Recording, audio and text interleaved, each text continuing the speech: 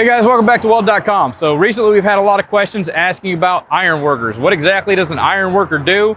Should I become an ironworker? Should I go union, non-union? Well, we're gonna go inside and talk to the apprenticeship coordinator, Don Graham, and try to answer all those questions. So let's go on inside.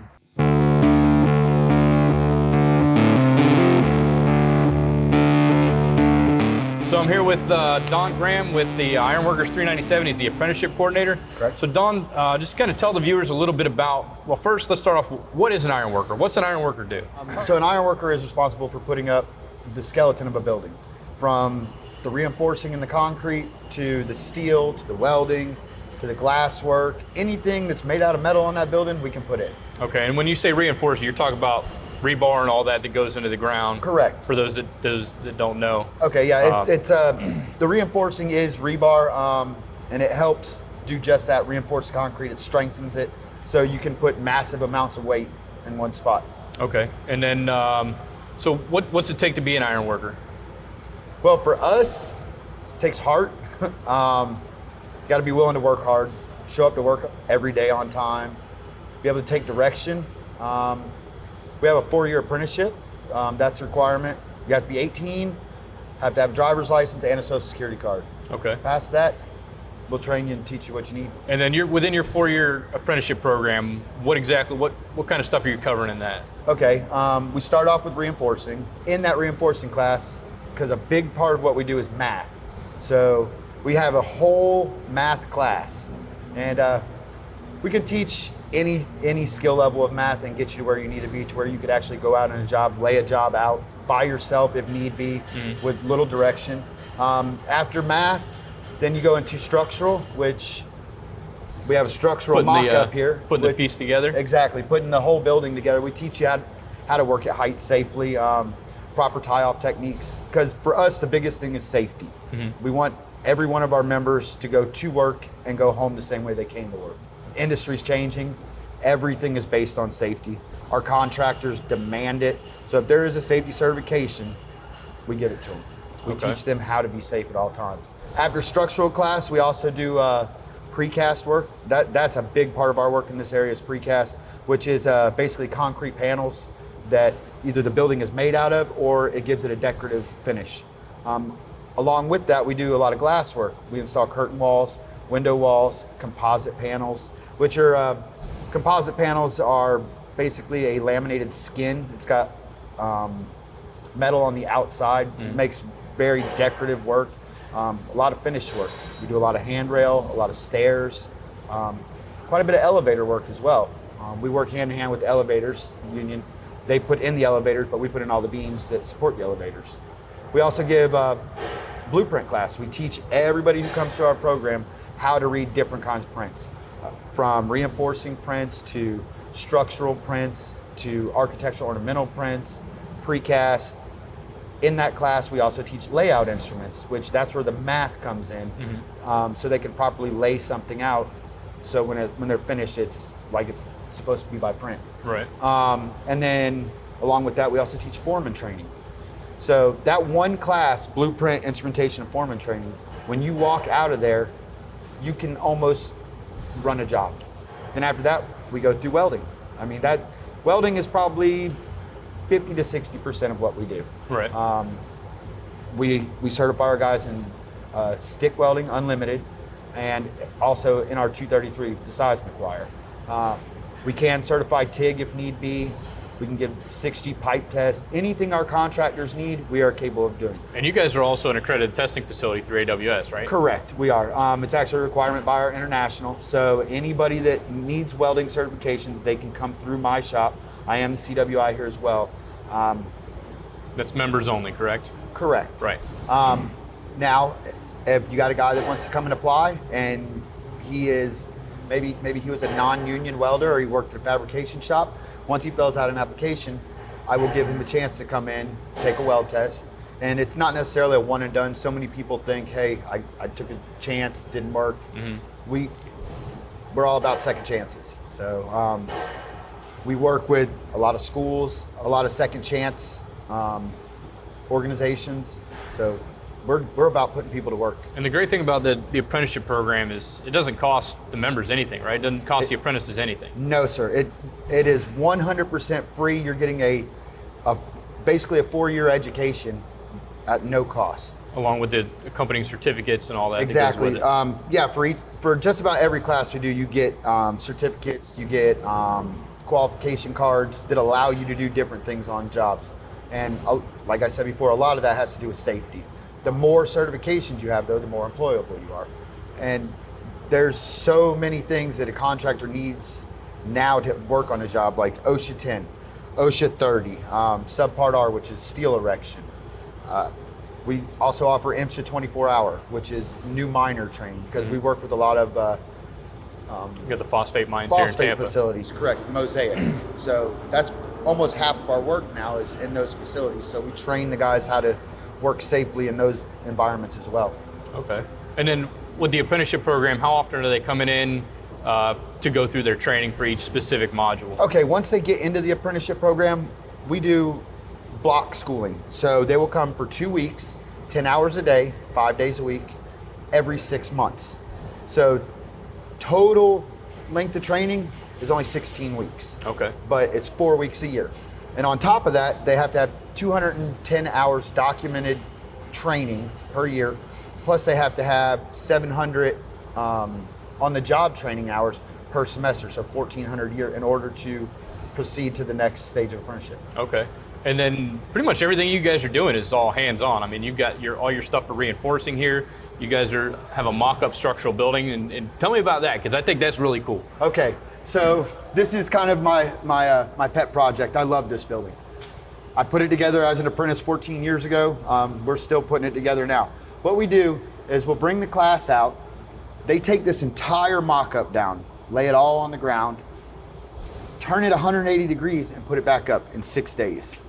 So it'll be completely backwards. Correct. If we come out here next week, it'll be backwards again. Correct. The stairs will be on this side. Okay. No, that's pretty neat. Well, that does two things. One, it lets me know that they did it. Right. And two, it gives them the chance to use prints in a different direction. Every set of prints shows print north. Well, Right. when you switch it, now print north is print south. Right. It's a challenge. Okay. And in this class, we'll have we rotate through foreman. All right, so you'll have a raising gang foreman that's in charge. He may be in charge for 3 hours, he may be in charge for 5 hours, but then you take him and put him somewhere else. Now you put him, he's hooking on, he's rigging the pieces up. Then 4 hours later, he may be up top putting the building together. So everybody gets a chance to do every part of the structural mock-up. And that's another cool thing, because you guys are actually using the overhead crane to assemble this. So I'm Correct. sure you have an operator, a signalman. So I mean, all this is very simulated in a controlled environment, so that way when they get out into the field, they're highly aware of everything that's going on, all the moving parts and pieces, and Exactly. what everybody's supposed to be doing. Exactly. That's really cool. And then you guys also have the welding program, where you go through, like you said, you go through all your stick welding for shielded metal arc welding, and then NR233 for all your Correct. seismic applications. Yes, sir.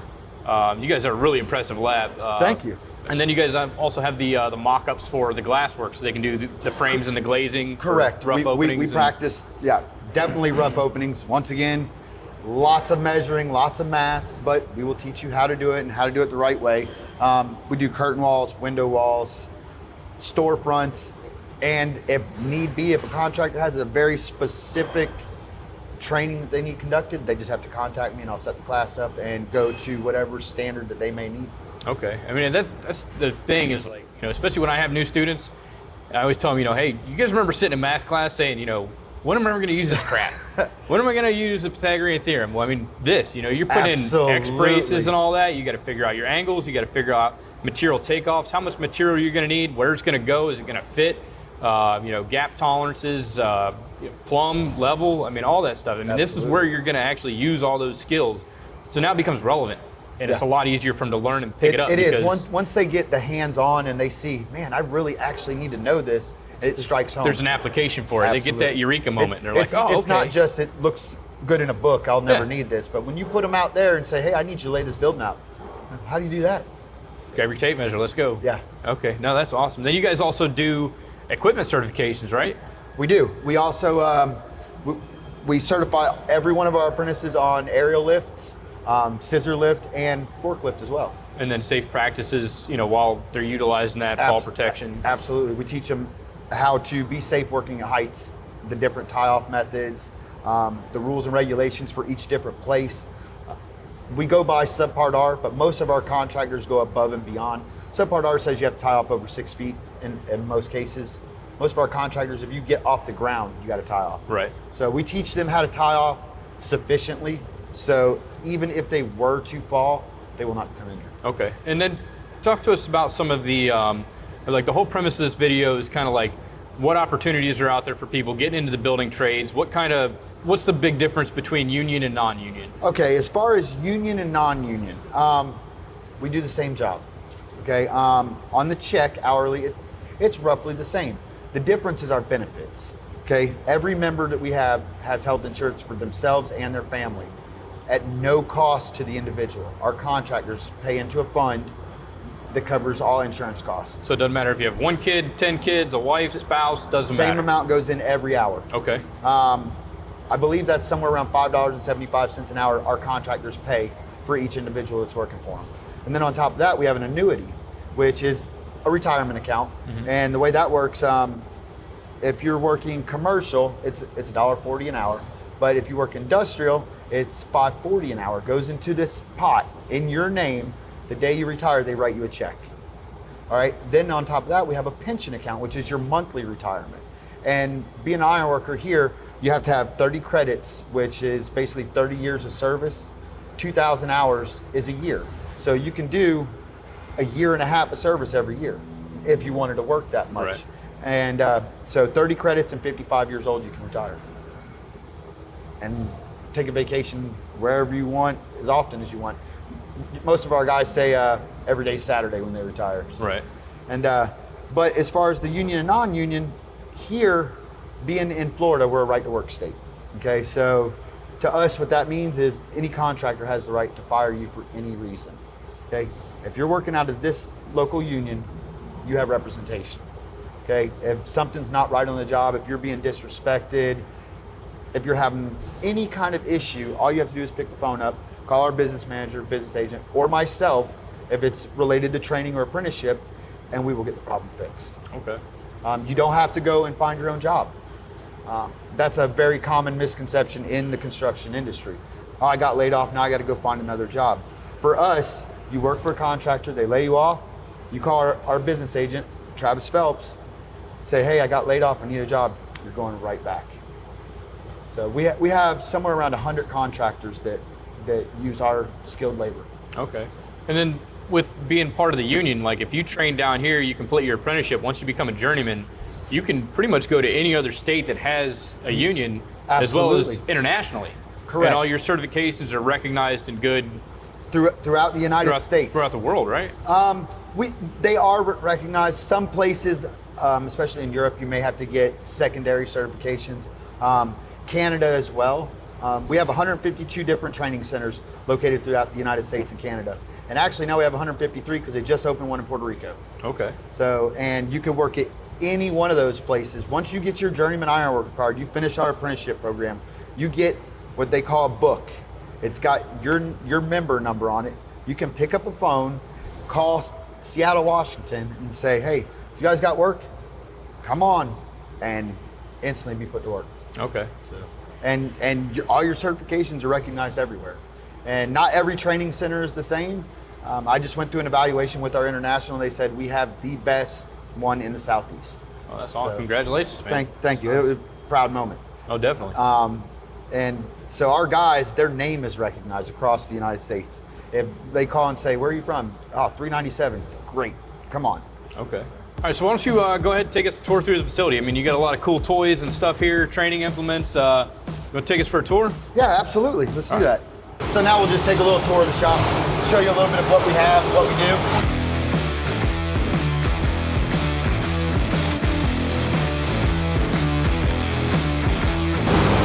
We'll stop at the end of the shop first. This is my favorite piece of equipment. Right. We call this the heartbreaker.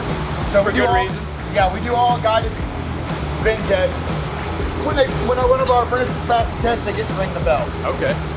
When they fail the test, I throw it outside. So we have a split shop. We have half blue, half red.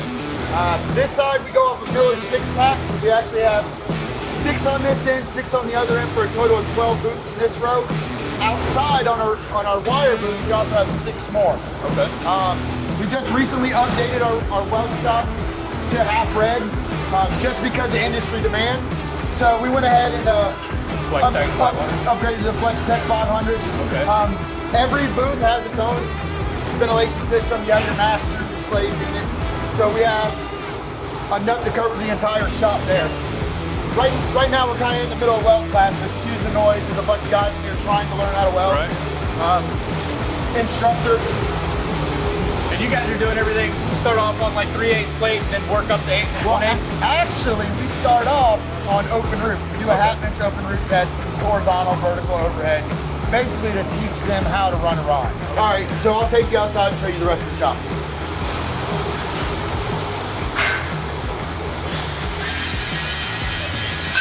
All right, so part of our shop, we teach our guys how to properly use a grinder. That's a good one. There's so many people, oh yeah, I can grind. Well, they can't. And like I said, safety's big. You guys keep glasses, sleeves, face shields. We don't like eye injuries and we avoid them at all costs. I actually updated these grinding boots just recently and put plates in between each one. We used to just have one on each spraying each other. Yeah. Exactly. It's better for them, it's better for us when we're walking around out here. And I had mentioned before about the oxyacetylene burning. So there's one of our burn stations that my apprentices left to match, but there's practice material there. One of the things they have to do is learn how to burn a circle, a square, a bevel, things that they may need to do in the field. Okay. They get a lot of hands-on experience there. Let me see, what else? We do have our outside welding boots. For that NR 233 wire, it puts off a lot of smoke. So we generally try to make them come outside. Better air circulation, and it's a little more comfortable out here. Yeah, well today. Yeah, today. I mean, we are in Florida, so yeah. It gets up to about 110 degrees out here. Right. Then I definitely put them out here. Exactly. You gotta get them used to it, man. If they're gonna go outside and work in a building, you know. Absolutely. There's no shade when you're putting the building up. True. And then you guys have a bar joist and decking area too? Yeah, we do. We have a bar joist, bridging, and decking mock-up, which is out back. It's also attached to our fall protection training area. So whenever our apprentices start, we teach them how to work at height safely, how to tie off, and we start them off on something small. That way, they're not so intimidated. A lot of people are scared to work at heights, and we try to get them to the point where they're aware and hyper vigilant, but not scared. Okay. So yeah, this is my bar joist and bridging and decking mock-up. So what we'll do is come out here and I will teach, or my instructor will teach these guys how to lay bar joists out, which are basically the roof of a building. And then we teach them how to lay the deck, which is the floor of the building. Most of the time they pour concrete on it, that's what's under the floor. And we teach them how to stuff bridging, which now you can't do it from on top of the iron on most jobs. So that's where the certification for the scissor lift comes in. Okay. So they will be stuffing bridging out of a scissor lift. Yeah, we used to have to climb out there and then sit absolutely. on it, throw and drag a it up bundle there, out. and yeah. I love it. But yeah, everything's moving towards safety, insurance costs, mod rates for bidding jobs. So anytime a new certification for safety comes out, we're on top of it. Our international is very big on it. We're see something, say something is our slogan. So we try to keep our guys safe. And then are you guys doing any welding for your decking or anything like that? I do give a deck welding test. Okay. We're not going to do it out here just because I don't want to have to buy new decking every single class. But yeah, we have piles of decking, and that's generally by request only. Most of our journeymen already have them, but when they need deck welders, I will bring them in the shop and run them through the deck weld process. All right, Ben. Well, thanks for taking us through a tour and kind of explaining all about the Ironworkers program. What so for the folks at home that want to get into the apprenticeship, I mean, what's the best approach to do that? How do they get in? All right, the best approach is to come up to our location, which you can find us online. We also have a website, iwl3on7.com. Brand new, it's updated. For those that are still curious about maybe what an ironworker is, you have to do an application in person. You come in, you bring a driver's license, social security card, fill out the application, prepare to be here for about an hour because it's kind of a lengthy process. And then twice a year, we do a new member orientation class. So we will send you a letter in the mail. As long as your address doesn't change from when you do your application, you'll get a letter stating when to be here for our next round of classes. Okay, it's that simple. That easy. Okay. Now, if you have experience and you come and fill out an application, I would recommend you go talk to our dispatcher, Travis Phelps, and based on what kind of experience you have, he may be able to send you out to work immediately before those classes even start, especially for welders, because we're always needing welders. So if you have welding experience or structural iron experience, we can put you to work pretty quickly. Perfect. All right, guys. Well, thanks for watching. Hope you were able to learn some more information about the, some additional avenues that you can pursue after you get out of welding school, or maybe if you're interested in doing a career change right now. Hope that answers the questions between union and non-union and the benefits of an apprenticeship program versus just kind of faking it till you make it. So hope you guys appreciate the video, and until next time, make every weld better than your last.